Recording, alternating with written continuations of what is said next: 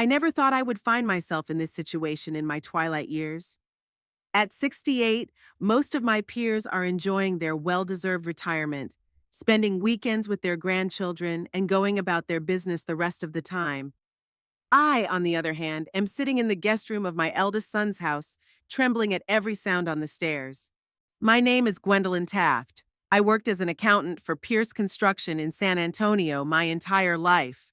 It's not the most romantic profession, but it's stable, which was especially important after my husband Lester died of a heart attack when our children were 8, 12, and 14. I remember that day as if it were yesterday. Lester came home from work, complained of heartburn, took a pill, and sat down to watch TV. 20 minutes later, I heard a strange noise and saw him slump in his chair. The ambulance arrived 17 minutes later. It was too late. And so I was left alone with 3 children and a mortgage. Working for Raymond Pierce's company was my salvation. He was an understanding boss, allowing me to work from home sometimes when the children were sick, and never refusing in advance if there were unexpected expenses. I worked for him for 34 years until I retired 3 years ago. My children grew up to be different people. The middle one, Sybil, is the most sensitive of them all. She became an elementary school teacher, married a programmer named Dominic, and had 2 children, Oliver and June. They live in Portland, call regularly, and always send a package with gifts and funny homemade cards from their grandchildren at Christmas. The youngest, Frank, inherited his father's passion for electronics. He graduated from technical college, got a job as an engineer at a telecommunications company, and moved to Chicago. He doesn't call as often as Sybil, but every month he transfers a small amount of money to my account, even though I've told him many times that I can manage on my own. Last year, he divorced his wife, Paula. They had no children. Frank sounds a little lost on the phone, but he says he's gradually getting used to bachelor life.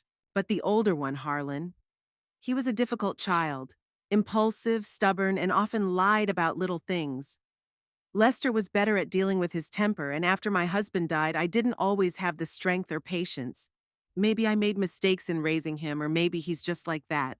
Harlan works as an insurance appraiser and married Daisy at 26, a woman with pretensions of high society, even though she is just an administrator at a fitness club.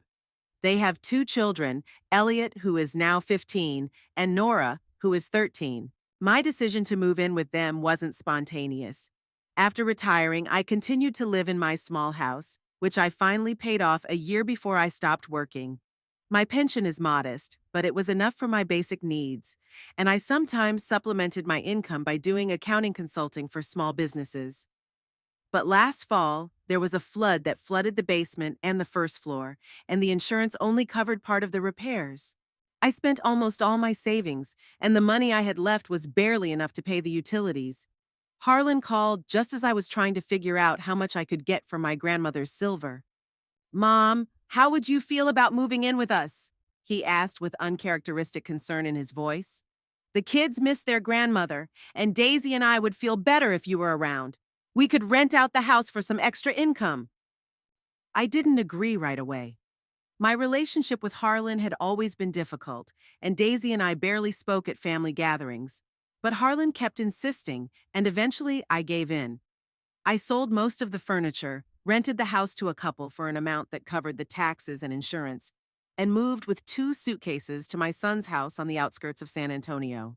The first few days were even better than I had expected. Daisy was unusually friendly, showed me the guest room on the first floor, and gave me a shelf in the bathroom and a spot in the refrigerator. My grandchildren, whom I saw maybe once a year, were wary but polite. "We're so glad you're here with us, Mom," Harlan said, putting his arm around my shoulders. "Don't worry about a thing, just live and enjoy yourself." On the evening of the 3rd day, we were sitting in the backyard. Daisy was barbecuing, the children were playing badminton with the neighbor boys, and Harlan and I were drinking lemonade under a large umbrella. "By the way, Mom," my son said casually, "Daisy and I work a lot, and the kids are teenagers now. They need supervision.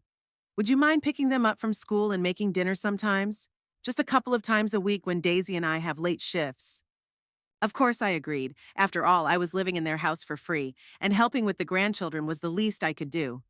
But a couple of times a week quickly turned into a daily chore. Daisy started staying late at work, then signed up for manicure and pedicure classes. I need to develop professionally, Gwen. And then added yoga classes for mental balance. By the end of the first month, I found myself cooking breakfast, lunch, and dinner, doing laundry, ironing, cleaning the house, picking up the kids from school, helping them with their homework, and driving them to extracurricular activities. At the same time, my opinion was never taken into account, and any initiative on my part was met with irritation. One day, I made a casserole for dinner using my mother's recipe. "What is this disgusting stuff?" Daisy grimaced, barely glancing at the dish. "You know I don't eat gluten." "But there's no gluten in it," I stammered. "Just vegetables, a little cheese, and—" "I said I don't eat it," she snapped and turned to the children. "Shall we order pizza?" They nodded happily, and Harlan didn't even look up from his phone. Another time, I bought Elliot a new shirt. There was a school holiday coming up, and all his shirts looked worn out. "What are you doing?" Harlan snapped at me when Elliot showed off his new shirt. "Are you trying to show that we can't provide for our own son? Give that rag back and stay out of our business." "I just wanted to help," I tried to explain. "And it's not cheap junk? It's a good quality shirt from—" "Who cares?" Harlan threw the shirt on the floor. "We don't need your charity." After that, he didn't speak to me for a week, and Daisy took every opportunity to make snide remarks about certain pensioners who stick their noses in other people's business.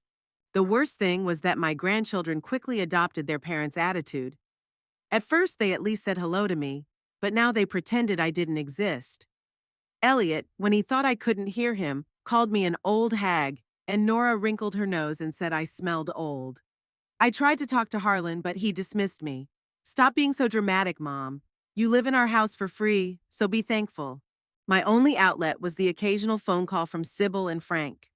Sybil always started the conversation by asking how I was feeling and listened carefully to my cautious answers. I didn't complain. I didn't want to ruin the relationship between my brothers and sister, but I think she sensed that something wasn't right. "Mom, you don't have to live with Harlan," she would say. "Dominic and I would love to have you move in with us." "Portland is too damp for my joints, dear," I would joke. "And besides, you have enough room with the children."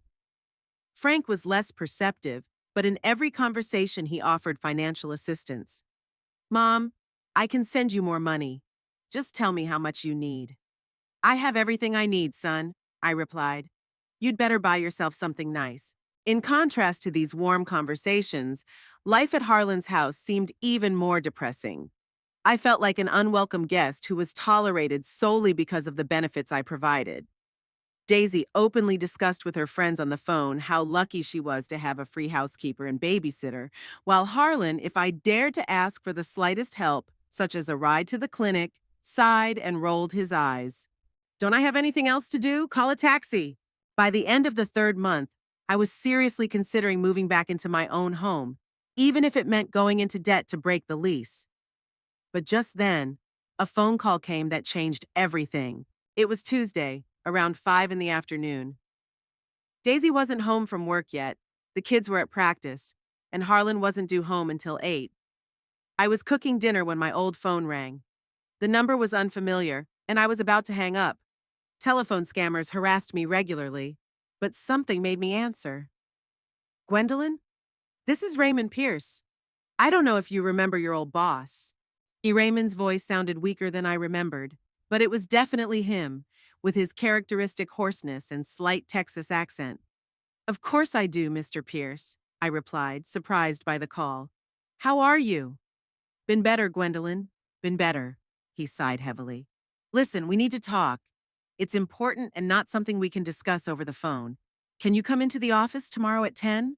I hesitated. Tomorrow was Wednesday, and I had to pick up Nora from school at 2 and take her to her piano lesson. "This is really important, Gwendolyn." Raymond's voice sounded almost pleading. "I wouldn't bother you if there was anyone else I could ask." "All right, Mr. Pierce," I decided. "I'll be at your office at 10 tomorrow." "Thank you, Gwendolyn, and be prepared for a serious conversation." He hung up, leaving me completely baffled. We hadn't spoken since I retired. What could have happened to make him need me? And why did his voice sound so doomed? The morning was cool, even though it was the end of April. I got up at 5:30, long before the rest of the household, to make breakfast for everyone and get myself ready before meeting Raymond. Thoughts of the upcoming conversation kept me awake most of the night. The Pierce construction office was located in the same building where I had worked most of my life, but much had changed inside. Modern glass partitions had replaced the old walls. Trendy coffee machines and water coolers were everywhere, and young employees with tablets darted back and forth without looking up. The reception desk was now manned by a girl with bright red hair and lots of piercings, the complete opposite of the stern Mrs. Becker who used to greet visitors in my day. "I have an appointment with Mr. Pierce," I said as I approached the desk. "Gwendolyn Taft." The girl looked up from her computer screen and gave me a once-over. "Mr. Pierce is waiting for you." She nodded, not hiding her surprise. "Fourth floor, down the hall, last door." As I rode up in the elevator, I nervously tugged at my old tweed jacket. I had bought it back when I worked here, but it still looked decent. I always took good care of my clothes. Raymond's office had also changed. It was more spacious, with modern furniture and huge windows overlooking the San Antonio business district. But Raymond himself, sitting at his massive desk, looked much worse than I remembered. He had lost a lot of weight. His hair was completely gray, and there were deep shadows under his eyes. When he stood up to greet me, I noticed that he was limping slightly. "Gwendolyn!" he exclaimed with a warmth I hadn't expected to hear. "How wonderful to see you! Please have a seat."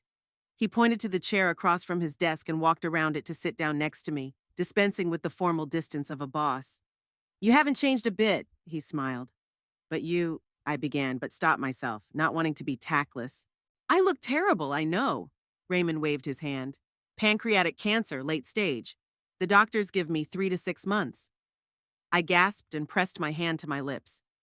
Raymond had always been the embodiment of vitality to me, energetic, active, tireless. Seeing him so weakened was painful. "I'm so sorry," I murmured. "Don't be," he smiled weakly. "I've had a good life, Gwendolyn. I built a successful business, raised a daughter, even got to play with my grandchildren. But that's not the point." He paused as if gathering his strength. "I invited you here because the company is in danger. After I was diagnosed, I started preparing to sell the business. I want the employees to be protected and the family to get a good deal. But my CFO, Vernon Gray, do you remember him? Turned out to be a greedy bastard." I nodded. Vernon had joined the company a couple of years before I retired, a slick young Wall Street guy Raymond had hired to modernize the finance department. "He's cooking the books," Raymond continued, lowering his voice. "He's hiding assets, underreporting profits, creating fictitious debts. He's laying the groundwork to buy the company for a song after I die. I have proof, but I need someone who understands all the schemes and can help fix the situation before the sale." "And you thought of me?" I asked, surprised. "But I've been retired for 3 years. Everything has changed. New programs." "Gwendolyn," Raymond covered my hand with his, dry and hot. "You're the best accountant I've ever worked with. You have a sharp mind and tremendous integrity. I trust you more than anyone else in this company.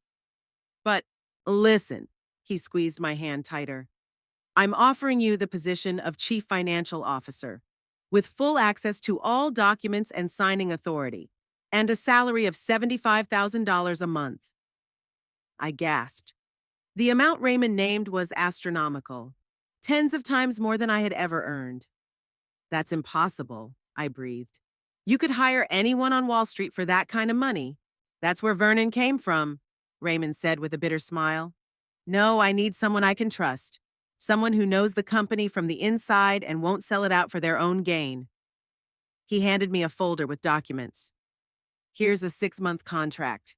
That should be enough time to get everything in order and prepare the company for an honest sale. Take a look, think about it, but don't drag your feet. Time is against us." I took the folder with trembling hands. The offer seemed unreal, as if I had suddenly fallen into a movie. $75,000 a month.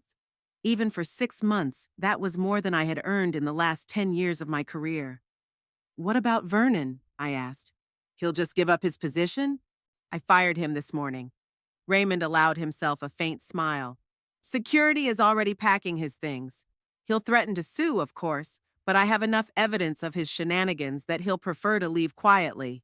I need to think about it, I said, still not believing what was happening. Of course, Raymond nodded. But I hope you'll agree. You're the only one who can save what I've built my whole life. I returned home in a state of complete confusion. The folder with the contract burned my hands, and 1,000 thoughts swirled in my head.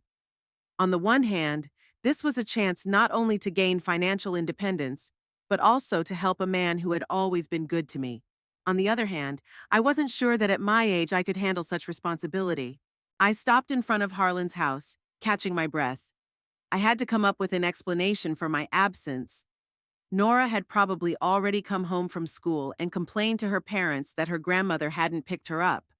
I was right.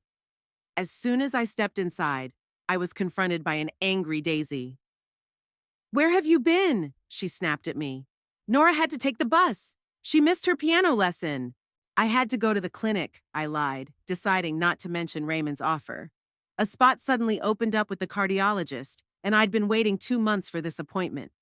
"And you couldn't have warned me?" Daisy crossed her arms over her chest. "I missed an important meeting with a client because of you. I had to ask for time off to pick up Nora. I tried to call you, but my phone died," I continued to make up. "I'm sorry, Daisy, it won't happen again." "Like hell it won't," she snorted. "Harlan is going to be furious." And indeed, that evening I had to listen to a long, angry tirade from my son about my irresponsibility and ingratitude. "We took you in, gave you a roof over your head, and what do?" he shouted, spittle flying. "You let us down at the first opportunity." "Harlan," I explained. "I don't care about your explanations." He slammed his fist on the table. "Either you do your job or pack your things and go back to your hole." I lowered my head silently. Arguing with Harlan was useless, especially when he was in this mood. Besides, my mind was preoccupied with something else entirely, the contract that was still in my bag. At night, when the house was quiet, I took out the documents and studied them carefully by the light of a small desk lamp. The terms were more than generous. In addition to a fabulous salary, Raymond offered premium health insurance, a company car, and a bonus upon successful sale of the company. The contract was well written, with no hidden clauses, and even provided for compensation in the event of early termination at the employer's initiative. I spent a sleepless night weighing the pros and cons. By morning, the decision was made. I would accept Raymond's offer. It was not only a chance to help someone who had always supported me, but also an opportunity to regain control of my own life. I called him first thing in the morning, as soon as Harlan and Daisy left for work and the kids went to school. "I accept," I said without preamble. "Great!" Raymond's voice sounded relieved. "When can you start?" "Tomorrow. I'll see you at the office at 9 in the morning, and Gwendolyn, thank you." After hanging up, I thought about how to organize my new life. The first thing I had to decide was whether to tell my family about the new job. After yesterday's scandal, I was inclined to keep it a secret, at least for now. Knowing Harlan and Daisy, I could guess that they would immediately start demanding money for repairs, a new car, or private school for the kids.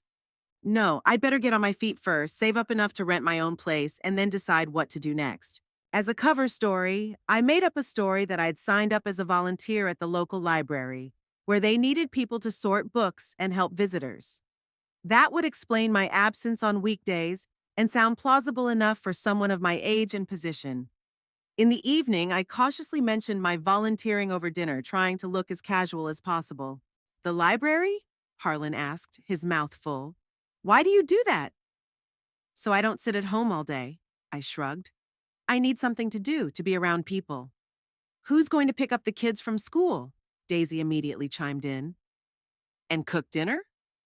"I've arranged to work part-time," I lied. "I'll be done by 2, so I'll have time to pick up the kids and make dinner." Harlan and Daisy exchanged glances, clearly dissatisfied, but they couldn't argue directly. After all, the job was unpaid, so they couldn't accuse me of having ulterior motives. "Just don't let it interfere with your duties here," Harlan warned. "We didn't take you in so you could entertain yourself with books." "Of course, dear," I replied meekly, suppressing the urge to tell him the truth about how much I would now be earning. The next day, I started working at Pierce Construction. The first few weeks were incredibly difficult. I had to quickly learn new computer programs, figure out Vernon's complicated diagrams, and at the same time build relationships with my coworkers, many of whom looked at me with poorly concealed skepticism. But gradually, things started to fall into place. My many years of experience at the company proved invaluable. I knew all the ins and outs of the business, remembered the history of many projects, and quickly reestablished old connections with clients and partners. In addition, accounting had always been my strong suit, and Vernon's schemes, though clever, were still easy to unravel. Raymond, despite his declining health, came into the office every other day and spent long hours with me, bringing me up to speed and supporting my decisions before the board of directors. "You're doing even better than I expected," he said to me after a particularly successful meeting where we presented a debt restructuring plan. "I knew I was right about you, Gwendolyn." His words meant more to me than all the money in the world. For the first time in a long time, I felt needed, competent, respected. It was an intoxicating feeling, especially in contrast to how I was treated at home. At home, the situation was only getting worse. Daisy, unhappy that I now had to divide my time between volunteering and household chores, became even more nitpicky and sarcastic. "You've oversalted the soup again," she grimaced at dinner. "And the laundry isn't ironed properly. Maybe you should spend less time on your books and more time taking care of the family that took you in." Harlan supported his wife in everything, adding his own complaints. "Mom, you've been kind of distracted lately. Yesterday you forgot to buy my favorite cheese. Today you didn't write down a message from my boss. It's all because of your stupid library. Maybe you should stop playing charity?" But the worst were the grandchildren. Now that Elliot and Nora realized their parents weren't going to reprimand them, they stopped even pretending to be polite. Once I caught Nora rummaging through my bag. "What are you doing?" I asked, trying to hide my alarm. There was a payslip in the bag. "Looking for money," she replied cheekily. "I need a new phone case." "Nora, you can't take other people's things without asking," I said, carefully taking the bag from her. "If you need money, ask your parents." "What could I possibly take from you?" the girl snorted. "You have nothing. You're a bum." I froze at such blunt rudeness, but before I could respond, Daisy entered the room. "What's going on here?" she asked, looking from her daughter to me. "Grandma won't give me money for a cover," Nora complained immediately. "And she hides her stupid bag from us." "She was rummaging through my things," I tried to explain. "What secrets could you possibly have?" Daisy interrupted. "You live in our house, you eat our food. If my daughter asks you for something, you have to help her." "But, no buts," Daisy cut me off. "Give her the money for the cover since she's asking. I don't think you have anything more important to spend it on." I silently took out my wallet and handed Nora $20, the amount I had been saving for new tights. The girl snatched the bill with a triumphant grin and ran out of the room. "And remember," Daisy poked me with her finger, "no secrets in my house. Got it?" After she left, I sat down on the bed trying to stop my hands from shaking. I needed to find a more secure place to hide my work documents. The next time Elliot accidentally spilled orange juice on my favorite blouse, which I had just taken to the dry cleaner in preparation for an important meeting with investors. "Oh, I'm sorry," he said with feigned remorse. "I didn't notice." "It's okay," I sighed, knowing it wasn't an accident. The boy looked too pleased with himself. "Come on, Mom," Harlan interjected as I began to wash the stain. "It's just an old rag. You can buy yourself a new one someday." They laughed, father and son, exchanging knowing glances. I said nothing, but inside I felt a knot of hurt and anger. That night, lying in bed, I allowed myself to really think about how my life would change with my new salary. I could rent a beautiful apartment, buy a car, travel. I could help Sybil and Frank spoil their children. I could cut off all contact with Harlan and his family if I wanted to. It was an intoxicating, dizzying freedom, and I fell asleep with a smile on my face, imagining Harlan's face when he found out the truth. But in the morning, common sense prevailed. I had to proceed cautiously. First, I needed to save up enough money, find a place to live, and perhaps consult a lawyer about the will. I didn't want Harlan to get a penny of my money after I died. In the meantime, I had to endure daily humiliation and pretend that everything was fine. Every morning, I went to the library, worked myself to exhaustion in the office, and then returned home to cook, clean, and listen to complaints and ridicule. Sometimes it felt like I was living a double life, a successful financial director by day and a powerless servant by night. It was exhausting, but the thought that things would soon change gave me strength. Hang in there, Gwendolyn, Raymond encouraged me, noticing the circles under my eyes. You're doing an incredible job. Just a little more and we'll get the company out of this crisis. I smiled gratefully, not telling him about my domestic problems. He had enough worries of his own. Raymond's health was deteriorating every day, and at times it seemed to me that he was holding on only by sheer force of will and the desire to see his business saved. And at home, new trials awaited me. Daisy suddenly decided that I should also take on the cleaning of the garage and the backyard.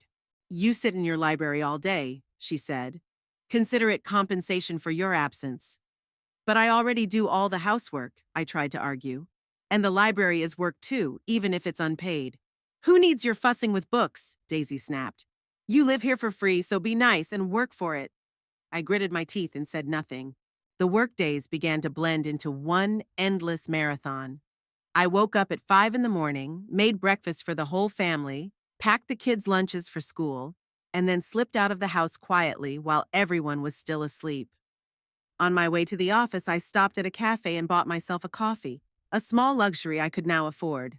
By 8:30, I was already sitting at my desk, sorting through financial reports and preparing for the next meeting. The work turned out to be more difficult than I had expected.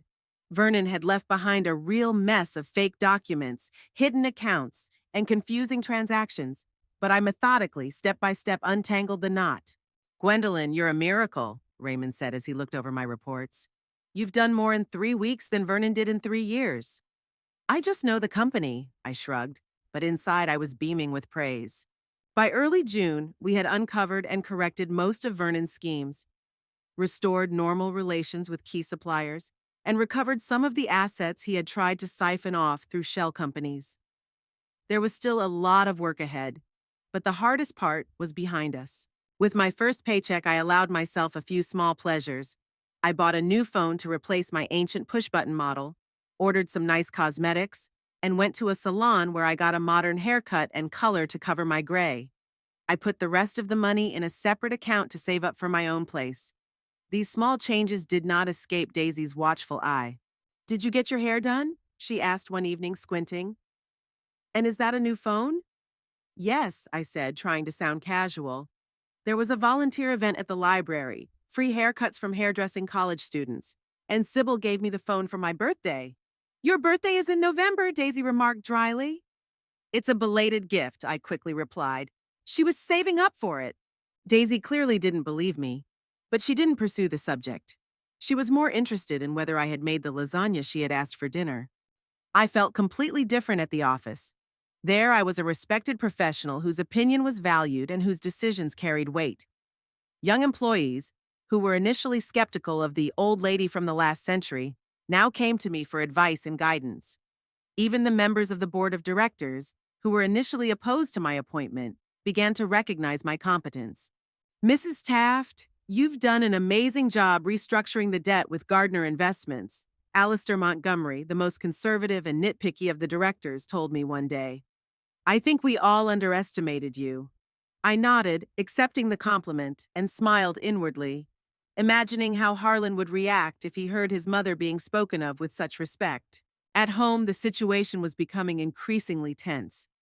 Harlan and Daisy seemed determined to squeeze every last drop out of me. Now my duties included not only cleaning the house, cooking and looking after the children, but also laundry, ironing, gardening, walking the dog, and helping Elliot with his math homework. Mom, you're an accountant, Harlan would say, ignoring my protest that I was tired after a long day at the library. Explain these fractions to him. I don't have time. And I do? I finally snapped. Harlan stared at me as if I had suddenly started speaking a foreign language. Of course you have time, he said slowly. What else do you do? Your volunteer work is just a hobby that we graciously allow you to do. I'm a person too, I said quietly. I have my own things to do and needs to fulfill. What other needs? He snorted. You have a roof over your head and food to eat. What more do you want? Instead of complaining, you should be grateful that we took you in. There was such sincere conviction in his voice that I realized it was useless to argue. He truly believed that he was doing me a huge favor by letting me live in his house and that I should be immensely grateful for it. I said nothing, swallowing my resentment, and went to help Elliot with his math. The boy greeted me with undisguised contempt. Don't think I'm going to listen to some old woman. Just do my homework for me. I took a deep breath, reminding myself that things would soon change. Just a little longer, and I would be able to leave here with my head held high. Raymond noticed my state, and once, after a meeting, he kept me in his office. Is something wrong, Gwendolyn? He asked with genuine concern. You look exhausted. I wanted to brush it off, to say that everything was fine, but suddenly I felt that I couldn't keep it all inside anymore. And I told him about my life with Harlan and his family, about the constant humiliation, about how hard it was to lead a double life. Raymond listened attentively without interrupting, and when I finished, he shook his head. Gwendolyn, why do you put up with this? You now have the means to live on your own. I'm saving up for a place, I explained. I want to have a nest egg before I take the plunge. That's wise, he nodded. But don't forget that life is too short to waste on those who don't appreciate you. His words struck a chord with me, especially considering his own situation. Raymond was fading away before our eyes. Every day could be his last. But he kept coming to the office, solving problems, making plans for the future of a company he would never see.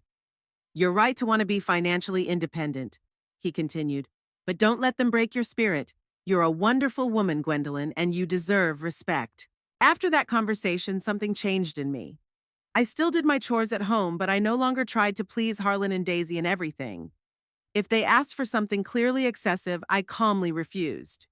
If the children were rude, I didn't swallow my resentment, but firmly pointed out that such behavior was unacceptable. Of course, this did not go unnoticed. Daisy complained to Harlan that I had completely let myself go, and he, in turn, reprimanded me, to which I responded politely but without my former submissiveness. What's going on with you, Mom? He asked once when I refused to sew all his shirts in one evening. You've become different. I'm just a human being, Harlan, I replied. And I have my limits. Are we asking too much of you? He asked, looking offended. After everything we've done for you? What exactly have you done for me? I asked quietly. What do you mean, what have we done for you? He looked genuinely surprised. We gave you a roof over your head, food, a family. Without us, you'd be living alone in your ramshackle shack with no one to care about you. In his eyes, I saw absolute conviction that he was right. For Harlan, this wasn't manipulation, but a statement of fact. He truly believed that he was doing me a great favor by allowing me to live in his house and serve his family. For the first time, I realized how deep the chasm between us was. My own son didn't see me as a person, but as a function, a tool for his convenience, and no words I could say would change that perception. From that moment on, I began counting the days until I could leave. Every morning as I left for work, I would mentally note, another day gone. Every evening when I returned to Harlan's house, I would tell myself, this is temporary. My inner alienation must have been noticeable to those around me, because the attitude toward me at home grew worse. Daisy stopped even pretending to be polite. Elliot and Nora openly ignored my requests and instructions, and Harlan increasingly spoke to me in an irritated tone, as if I were a disobedient child. In mid-July, when my bank account had enough money for the first month's rent, something happened that finally decided everything. It was Saturday, a day off. For the first time in a long time, I had the whole day free. The office had declared a cleaning day, and I told my family that I was doing inventory at the library. I planned to spend the day looking at apartment listings and maybe go see a couple of options, but Harlan and Daisy had other plans. Mom, Daisy and I want to go see this new movie, my son announced at breakfast. Will you watch the kids? I have some things planned for today, I replied cautiously. What things? Daisy didn't even look up from her phone. You have the day off. You could spend it doing something useful, spending time with your grandchildren. I have a doctor's appointment, I lied, knowing they wouldn't believe me anyway. The orthopedist, for my arthritis. I've been waiting 2 months for this appointment. Reschedule it, Harlan shrugged. It's not that urgent. I can't reschedule, I tried to say firmly but calmly. The doctor is very busy, and the next appointment won't be until September. So what? Daisy interjected. You can wait until September, you won't fall apart. We want to go to the movies. My knees hurt already. I decided to stand my ground. I need to see the doctor. God, Mom. Harlan rolled his eyes. Always your health problems. Why can't you just help your family when they ask you to? I help you every day. My patience was wearing thin. I cook, clean, pick up the kids from school, help with homework. Can't I have one day to myself? To yourself? Harlan asked, sounding as surprised as if I had said something absurd. What would you do to yourself? You're retired, you don't have a job, hobbies, or friends. Your life is us, your family. I have my own life, I said quietly but firmly, and my own needs. What needs does an old woman have? Daisy snorted, not looking up from her phone. The main need at your age is to be useful to your family, not a burden. I looked at her, then at Harlan, who was nodding in agreement with his wife's every word, and realized that the conversation was pointless. They really didn't see me as a person with my own desires and rights.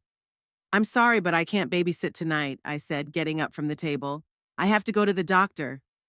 Didn't you hear what we said? Harlan raised his voice. You're not going anywhere. You're staying with the kids. No, I said firmly for the first time. I'm not staying. Harlan's face turned red with anger. He jumped up from his chair and loomed over me. What do you mean, no? You live in my house, you eat my food, and you'll do what I tell you. I'm your mother, not your servant, I tried to speak calmly, though I was trembling inside. And I have a right to my own time. What right? Harlan roared.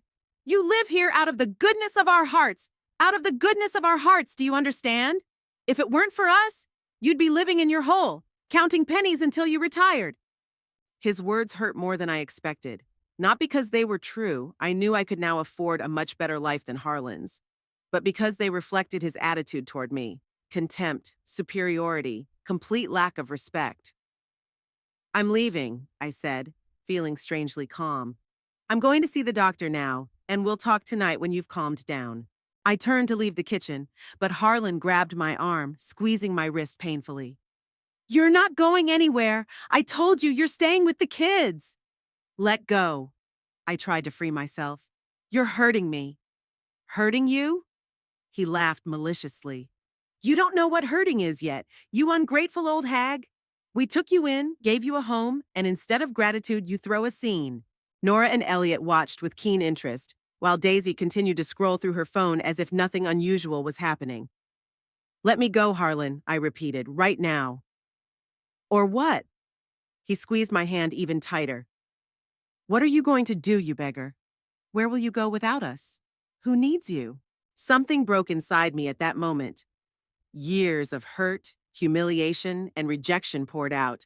I pulled my hand away and to my own surprise shouted, I need myself. I'm a human being, not a thing.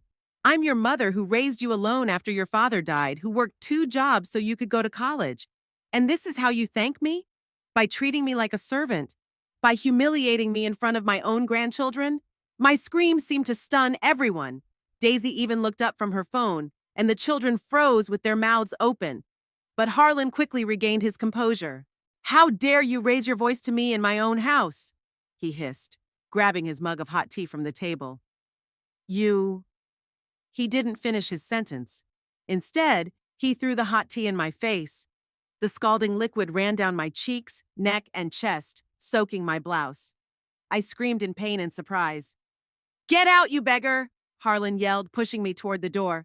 Get out of my house! You're no longer part of this family. You're nobody. Do you hear me? Nobody! Shocked, my face and clothes wet with tea, I backed toward the door. Harlan's eyes burned with a fury I had never seen before. Behind him stood Daisy and the children, unperturbed, indifferent, as if what was happening was a normal family argument and not the expulsion of an elderly woman from her home. Pack your things and get out! Harlan continued to shout. I'll give you 10 minutes, then I'll throw everything out onto the street. I turned silently and went to my room.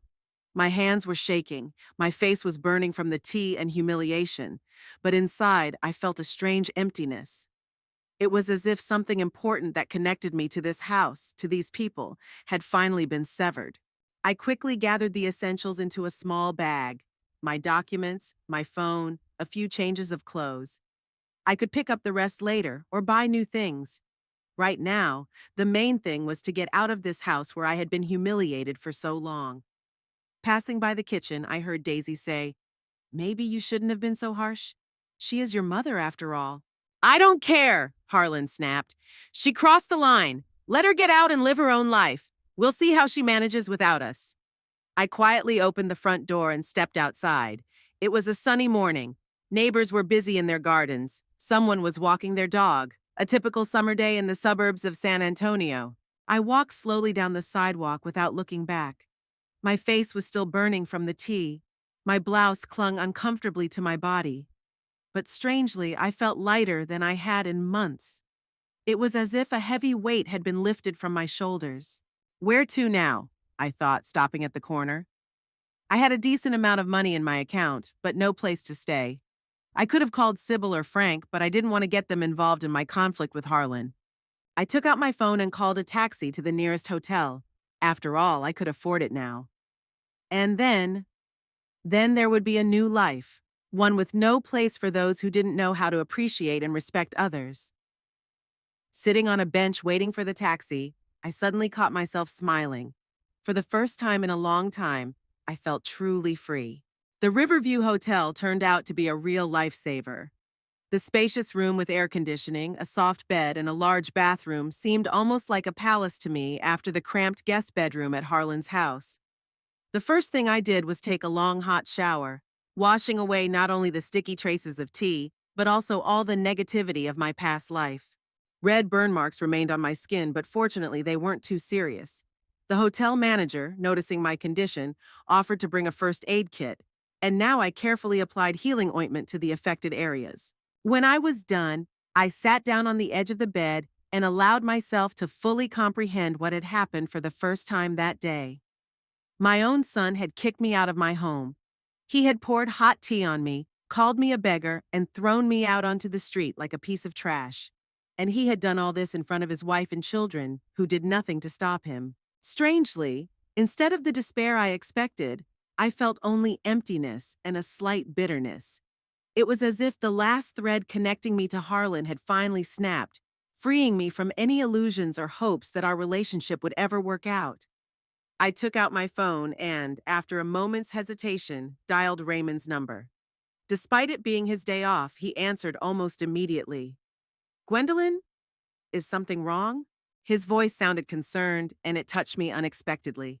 Holding back tears, I briefly told him what had happened. "My God," Raymond exhaled when I finished. "That's terrible. Are you okay? Do you need medical attention?" "No, just minor burns," I replied. "I'm at the Riverview Hotel. They have everything here." "Stay there," he said firmly. "I'll call my friend at the real estate agency. We'll find you a decent place to live, not just a temporary shelter." After talking to Raymond, I felt a little better. At least I had a job, money, and the prospect of a place to live. Not bad for a woman my age who had just been kicked out of her home by her son. My next call was to Sybil. I didn't want to disturb her on her day off, but I felt I had to tell at least one of my children what had happened, before Harlan did in his version. "Mom?" Sybil answered, surprised. "You rarely call on Saturdays." "I'm not living with Harlan anymore," I said, deciding not to beat around the bush. "What? Why? What happened?" I told her everything, trying to be objective and not exaggerate, although some details, like the hot tea thrown in my face, still made her gasp in outrage. "Oh my God, Mom, that's awful!" she exclaimed when I finished. "Do you want Dominic and me to come over? Or you can fly out to Portland." "No, honey," I replied gently. "I'll be fine. I have a job and money for housing." "A job?" Sybil asked. "You mean volunteering at the library? But does that pay?" And then I decided it was time to tell the truth. At least to Sybil, the most sensitive of my children. "Actually, I don't work at the library," I confessed. "I'm the chief financial officer at Pierce Construction. I make $75,000 a month." There was silence on the other end of the line, and then Sybil burst out laughing. "Mom, you're joking, right? 75,000 a month? That's Zinda." "It's true," I said calmly. "Raymond Pierce, my former boss, offered me the job 2 months ago. I kept it a secret from Harlan and his family because, Well, you know why. We talked for almost an hour. Sybil bombarded me with questions about my job, my plans for the future, and offered to come and help again. I assured her I could manage on my own, but promised to keep her posted. After talking to my daughter, I called Frank. My younger son's reaction was more subdued. He had never been particularly emotional, but I could sense his genuine outrage at Harlan's behavior and his relief that I was okay. I was awakened in the morning by a call from Raymond. Gwendolyn, my friend Marcus from the real estate agency has found something special for you. It's an apartment in River Heights, a new gated community with a pool and a spa. It's a two-bedroom with a view of the river. If you're interested, he can show it to you today. I agreed to take a look, although I doubted that such an apartment would be within my budget. River Heights was considered one of the most prestigious residential complexes in San Antonio. Marcus, an energetic man in his 50s, met me at the entrance to the complex and showed me inside. The grounds were impressive: manicured lawns, fountains, winding paths among flowering shrubs.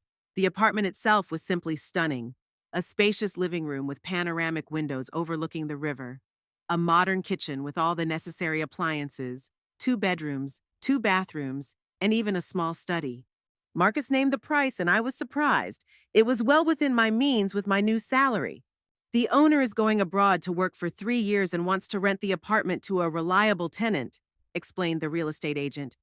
I told him about you, the CFO of a reputable company, recommended by Raymond Pierce himself. He agrees to a long-term lease with a fixed rate and the right of first refusal if you decide to stay. The next day, I signed a lease for an apartment in River Heights, and by evening I had moved my few belongings from the hotel. The empty rooms looked uncomfortable, but that was a temporary problem. Now I had the means to furnish the place to my liking. On Monday, I returned to work with renewed energy. My colleagues noticed the change in my mood. I looked more energetic and focused, despite all the ups and downs of the weekend. Over the next 2 weeks, I immersed myself completely in setting up my new life. During the day, I worked at the office, where Raymond and I were preparing the company for sale, and in the evenings I worked on the apartment, buying furniture, dishes, and textiles, gradually turning the empty space into a real home. I allowed myself a little luxury. I ordered a designer sofa for the living room, a bed with an orthopedic mattress that I had long dreamed of, and a dining set made of natural wood. Each new item that appeared in the apartment seemed to reinforce my new identity as a successful, independent woman who could afford to live the way she wanted. One evening, when Raymond and I were staying late at the office discussing the strategy for upcoming negotiations with potential buyers, he suddenly asked, "How do you get to work, Gwendolyn?" "By taxi," I replied. "It's convenient from River Heights. It's not far." "Why don't you buy a car?" Raymond suggested. "Your contract includes a company car, but you haven't used it yet." I thought about it. Indeed, there was a clause in the contract about a company car, but with moving from Harlan and settling into my new apartment, I simply hadn't had time to look into it. "I haven't driven in years," I admitted. "After Lester died, we only had one car, and Harlan took it when he left for college. After that, I just got used to taking public transportation." "But you know how to drive?" Raymond asked. "Of course. I just haven't practiced in a while." "Then it's settled," he smiled his characteristic determined smile. "Tomorrow we're going to pick out a car for you, and not just any boring little runabout, but something befitting your new status." The next day, despite his failing health, Raymond personally drove me to the car dealership. Not just any car dealership, but a Jaguar dealership, one of the most prestigious in the city. "Raymond, this is too much," I protested when I realized where we had arrived. "I don't need such an expensive car." "Gwendolyn," he said seriously, turning to me, "I won't be around much longer. I want to do something good for people who deserve it. Let me do this." The sales manager, who recognized Raymond, greeted us with open arms and led us into the showroom where shiny cars stood, each worth more than I had earned in my entire life. "You need something elegant but with character," said the manager, looking me up and down. "Let me suggest the F-Type. It's our sports convertible. Amazing handling, acceleration from 0 to 60 in 4 seconds, and absolute comfort." He led us to a gleaming dark blue car with a cream-colored leather interior. The car looked like a work of art, sweeping lines, predatory headlights, and elegant curves. The manager arranged a test drive, and 20 minutes later, we were leaving the showroom in an F-Type with an instructor in the passenger seat. Raymond stayed in the showroom. He wasn't feeling well enough for such excitement. I felt uncertain during the first few minutes behind the wheel.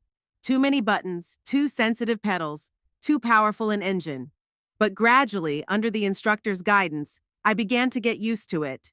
And when we pulled onto the highway and I truly felt what this car was capable of for the first time, I was overcome with a wave of pure delight. "You're doing great," praised the instructor. "For someone who hasn't driven in a long time, you have excellent reflexes." Back in the showroom, I knew I couldn't give up this car. It seemed to embody my new life. Bright, fast-paced, full of possibilities. 2 days later, I became the owner of a new Jaguar F-Type, a dark blue beauty that now stood proudly in my parking space at River Heights. The company paid for the car in full as part of my severance package and even arranged for me to take intensive driving lessons with a professional instructor. It was like the world had been opened up to me. With my own apartment, a prestigious job, and a luxury car, I felt 10 years younger. I was literally bursting with energy. I took long walks along the waterfront, joined the pool at our complex, and even started taking yoga classes for seniors. My physical transformation continued as well. I updated my wardrobe, choosing elegant but modern clothes that flattered my figure rather than hiding it under shapeless robes, as I had done before. A stylist at a fashion salon gave me a new haircut and taught me how to apply natural makeup that refreshed my face without making it look vulgar. "You've literally blossomed," Raymond remarked when I showed up at the office in a new lavender suit with my hair done. "You look like you've aged 15 years. "I feel like I have," I admitted. "It's like I've started my life over again." And it was true. For the first time in many years, I felt like I wasn't just a function, a mother, a grandmother, a housekeeper, but a complete person with my own desires, ambitions, and the right to happiness. I talked regularly with Sybil and Frank, who were delighted to see the changes in me. Sybil even flew in for the weekend to see my new apartment and, of course, my car. "My goodness, Mom, you look amazing," she exclaimed, hugging me at the airport. "And that's your car? Seriously?" We had a wonderful weekend, walking around the city, dining at nice restaurants, talking about everything under the sun. Sybil admitted that she had never seen me so happy and energetic. "You know, I always worried about you," she said, as we sat on the balcony of my apartment, sipping wine and watching the sun set over the river. "I was afraid you'd end up living alone in your old house, counting every penny. And then, when you moved in with Harlan, I felt something was wrong, but I didn't know how bad it was." "I didn't realize how bad it was either," I admitted. "Not until I had a chance to see it from the outside." After she left, Frank came to visit me. He took 3 days off work and flew in from Chicago. When he saw my new life, he just shook his head respectfully. "Wow, Mom, you showed us all up. We had a wonderful time together." Unlike my sister, Frank was more practical and helped me with a few technical issues. He set up my computer, installed a security system in the apartment, and even hung shelves in the closet. "You know," he said as we said goodbye at the airport, "I always knew you were special, but you've exceeded all expectations." His words touched me deeply. For the first time in a long time, I felt that my children, at least two of them, saw me not just as a mother, but as a person with my own achievements and strengths. Work was also going well. Raymond and I completed the restructuring of the company and began negotiations with potential buyers. Raymond's condition was deteriorating. He now came to the office only once a week and spent most of his time working from home or in the hospital.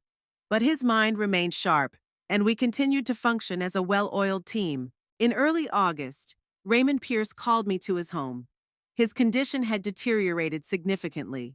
He was no longer able to come to the office and spent most of his time in bed under the supervision of a nurse. But his mind remained clear, and his interest in the company's affairs was unabated.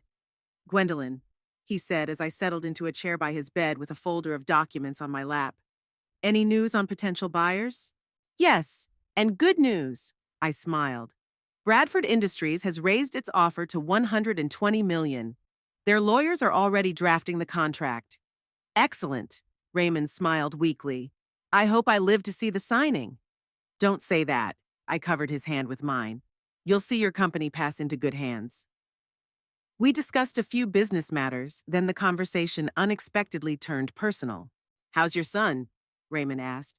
You didn't tell me if you've had any contact with him since that incident. None. I shook my head. He called a few times, left messages, but I didn't call back. That's the right thing to do. Raymond nodded. But you know, my daughter told me something interesting. Her husband works at the insurance company where your Harlan used to work. It turns out he was fired for a serious mistake in the reports that cost the company a major client. I see. I felt a slight pang of regret, but nothing more. That's too bad. That's not all, Raymond continued. Rumor has it that he's in serious financial trouble. The bank is threatening to foreclose on his house for late payments. He and his wife are trying to sell it quickly, but the market isn't very favorable right now. I was silent, not knowing what to say. On the one hand, I felt sorry for Harlan. No matter how badly he had treated me, he was still my son. On the other hand, I couldn't shake the feeling that there was some kind of higher justice in this situation. I'm not telling you this to gloat, Raymond said gently, noticing my confusion. I just thought you should know. Maybe it's time to get your things out of his house before it's too late. Maybe you're right, I replied thoughtfully. There are photos, letters, and a few mementos I didn't have time to take with me that day. Then don't put it off, Raymond advised. And Gwendolyn, don't let him hurt you again. You deserve better. That evening, I called Sybil to find out what she knew about Harlan. She confirmed Raymond's words and added a few details. Daisy called me last week, Mom. They're really in a desperate situation. Harlan can't find a new job. He was fired in a scandal and didn't get any references. They're selling their house, their car, even their furniture. Daisy asked if I could lend them some money. And what did you say? That we're in a difficult situation ourselves right now, Sybil sighed. And it's true, Dominic is waiting for a promotion, but it's been put on hold because of restructuring at his company. And the children, you know how much education costs these days. I know, dear, I said gently. You did the right thing. Mom, Sybil's voice grew quieter. Don't you think you should help them? I know Harlan did a terrible thing, but he's still your son. I thought about it. Did I really want to help Harlan after everything he had done to me? After all the humiliation? After he had thrown me out of the house and poured hot tea on me? I don't know, I replied honestly. I need to think about it.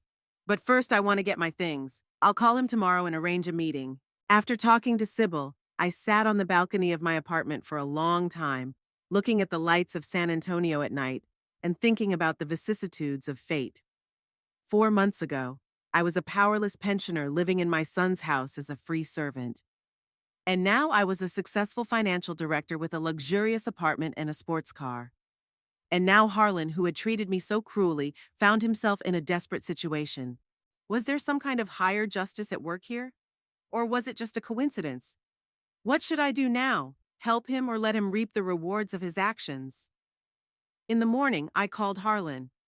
He answered almost immediately, and there was a strange excitement in his voice. Mom? Is that you? Yes, Harlan, I tried to speak calmly. I'd like to pick up my things that are still at your place. When can I come over? Of course, he said with unusual helpfulness. You can come any time. I will be home all day. Then I'll come tomorrow around 11, I said. Okay, Mom, and I wanted to say I'm really glad you called. We missed you. I almost laughed at the sudden change in tone. Not long ago, he had called me a beggar and kicked me out of the house, and now suddenly he missed me. Had Sybil told him about my new job? Or was he so desperate that he was willing to humiliate himself in front of anyone just to get financial help?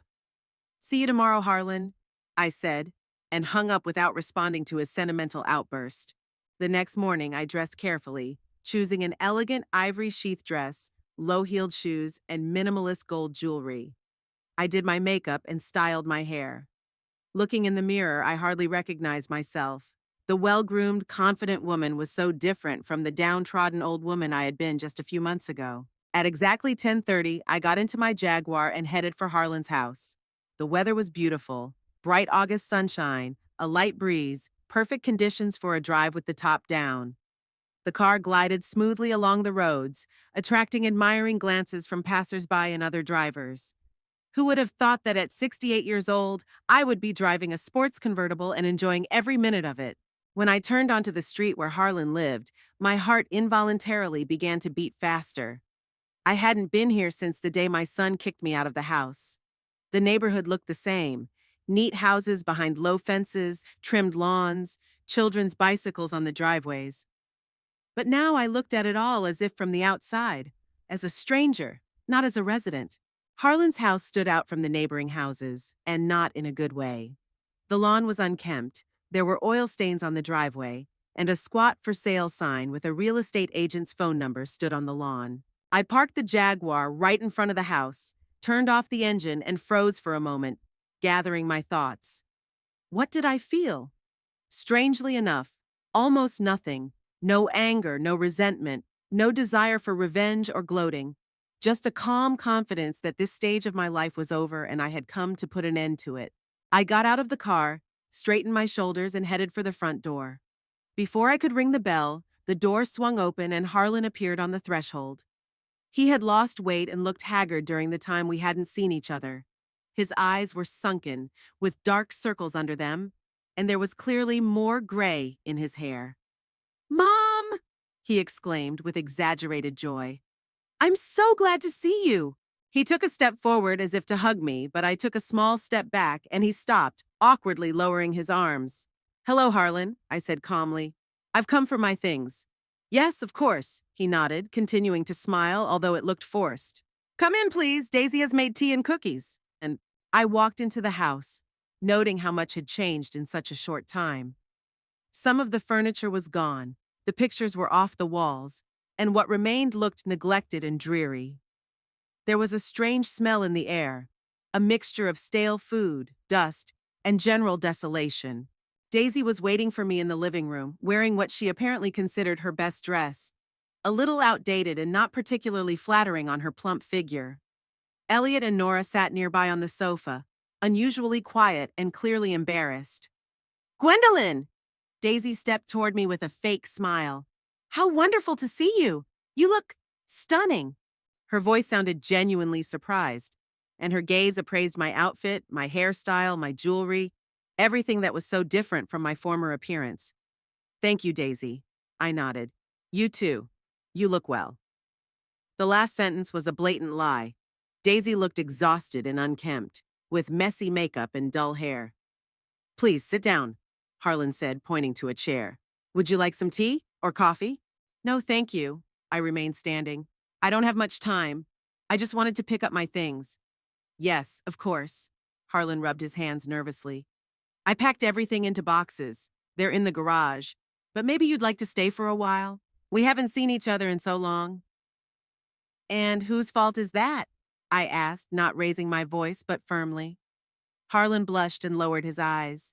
"Mom, we're all very sorry about what happened. I wasn't myself. I said some terrible things. It's unforgivable, I know. But maybe we could start over?" I looked closely at my son. His eyes showed despair but not remorse. He looked like a drowning man clutching at straws, not a person who sincerely regretted his actions. "Harlan," I said calmly, "let's not pretend. You found out about my new job from Sybil or Frank and decided I could help you out with money. That's why you suddenly remembered your family ties." "What? No," he feigned indignation. "How could you think that? We all missed you." "Right, kids?" Elliot and Nora nodded in unison, but their faces remained impassive. It was obvious that they had been forced to participate in this charade.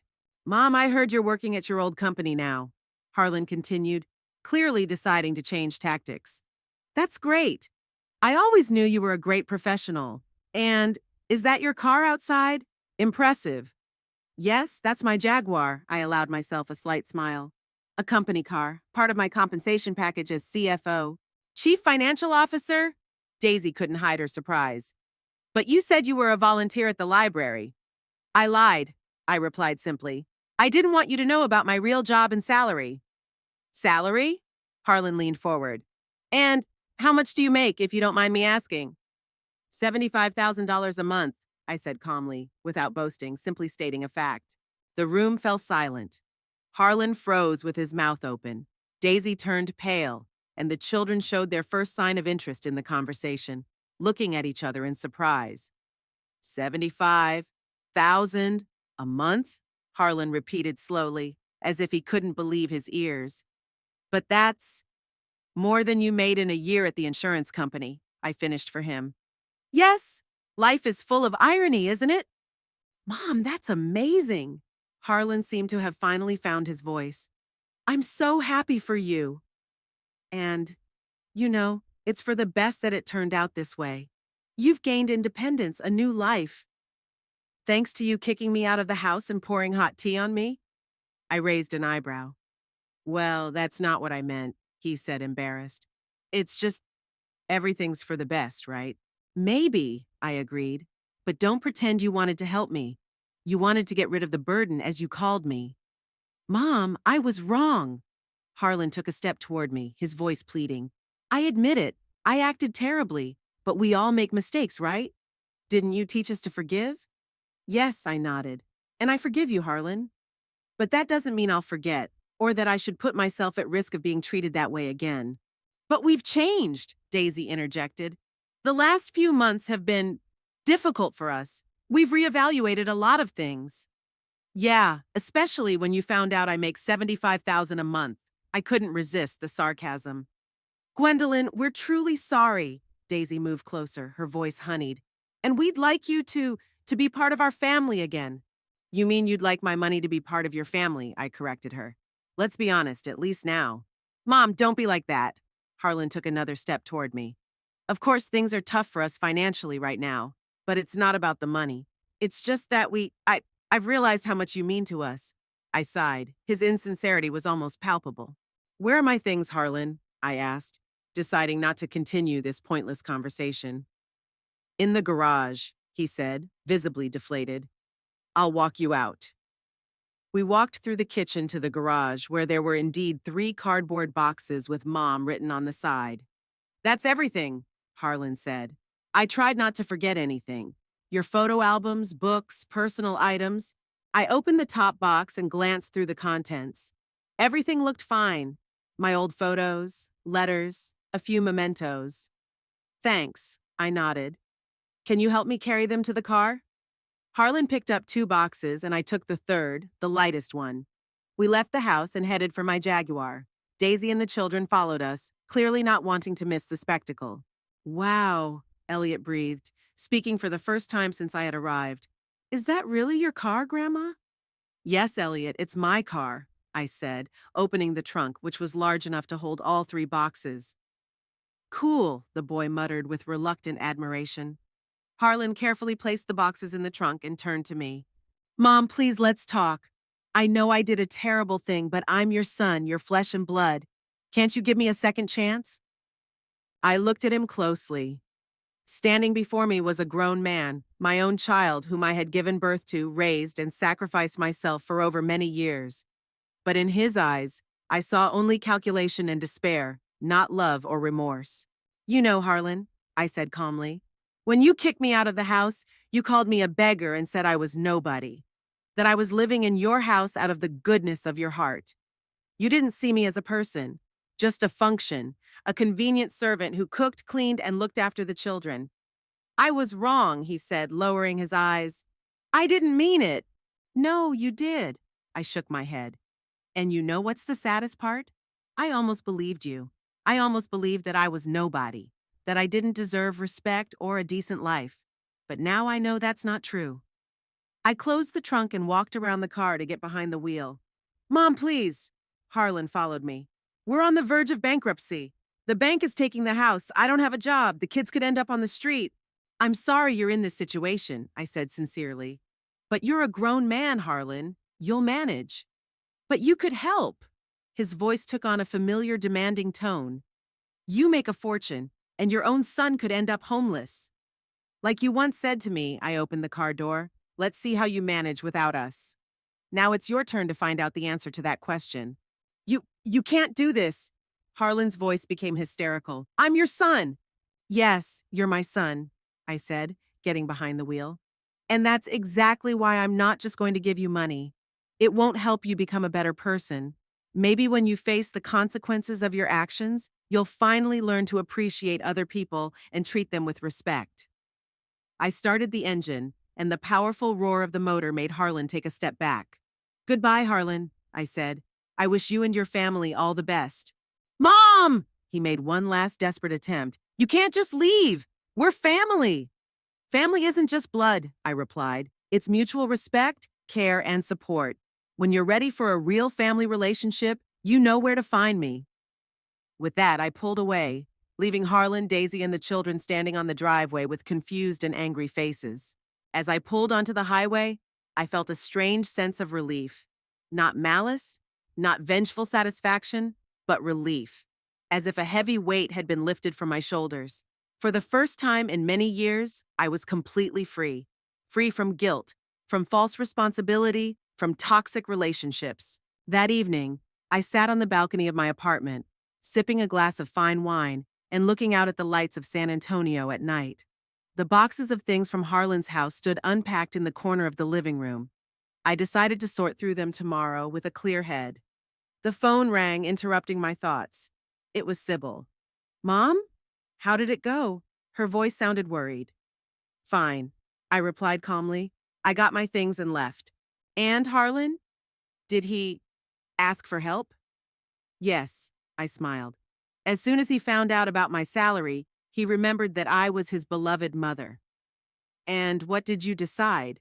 Sybil asked cautiously. I refused, I replied simply.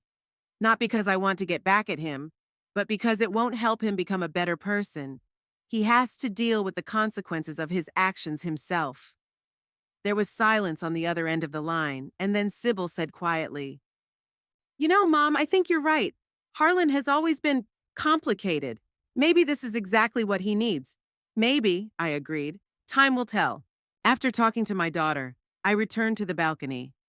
The night was warm, with a light breeze carrying the scent of blossoming trees from the waterfront. Somewhere in the distance, music played, and I could hear the laughter of people living their lives, with their joys and sorrows. I thought about how strange life was. 6 months ago, I was a dependent, downtrodden old woman whom my own son considered a burden. Now I was a successful, financially independent woman with my own house, car, and most importantly, a sense of self-worth. Money has certainly changed my life for the better. It has given me freedom, comfort, and opportunities I never had before. But true wealth did not come with a bank account, but with the realization of my own worth, the ability to defend my boundaries, and the courage to live the way I believe is right.